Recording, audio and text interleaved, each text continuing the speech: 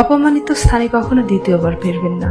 যোগাযোগের তৃষ্ণায় মারা যাবেন, তবুও যোগাযোগ করবেন না। আবারও বলছি, কখনোই না। নিজের মনকে ততটাই পাথর করতে চায়, যতটা পাথর হলে মনের দুর্বলতা সৃষ্টিকর্তা ছাড়া আর কারো কাছে প্রকাশ পাবে না। আমি অল্প অল্প করে নিজেকে সরিয়ে নিচ্ছি সেই সব জায়গা থেকে, যে সব জায়গায় আমি নিজের উপস্থিতির মূল্য পাইনি।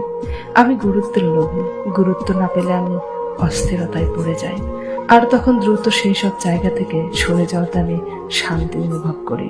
বন্ধুত্ব, আত্মীয়তা কিংবা পছন্দের মানুষজন সবকিছু আমি হেসে হেসে ত্যাগ করতে পারি, যদি না সেখানে গুরুত্ব না পাই। নিজের প্রতি এতটুকু ভালোবাসা থাকাটা অবশ্য দোষের কিছু না। রবি ঠাকুর একটা কথা বলেছিলেন, পৃথিবীতে কাহারও অভাবে অধিক দিন কোনো কিছুই শূন্য থাকে না।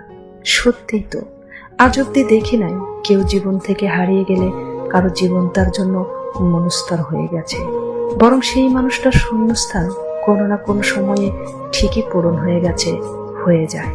কত ভালোবাসাবাসি, কত মনের টান, কত স্মৃতি উপেক্ষা করে মানুষ দিব্যি ভালো থাকে নতুন মানুষ নিয়ে। পৃথিবীতে সত্যি কোনো কিছুর জন্য জীবন কখনো থেমে থাকে না।